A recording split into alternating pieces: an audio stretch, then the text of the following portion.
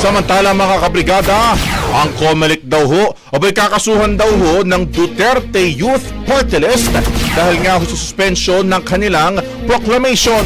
Brigada Jigoboy Custodio, ibrigada mo! Brigada!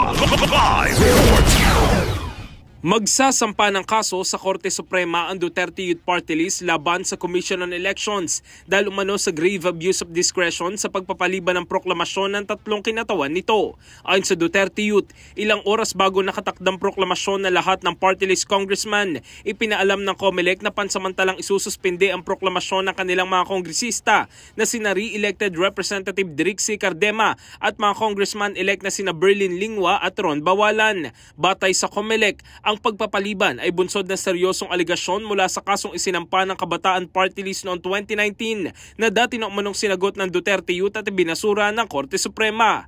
Giit ni Cardema, hindi makatarungan ang biglang paghinto ng proklamasyon sa kabila ng milyong boto na nakuha nila at ng dalawang magkasunod na termino sa Kongreso. Dagdag pa niya, kung seryoso ang kaso, bakit sila pinaupo noong 2019 at 2022?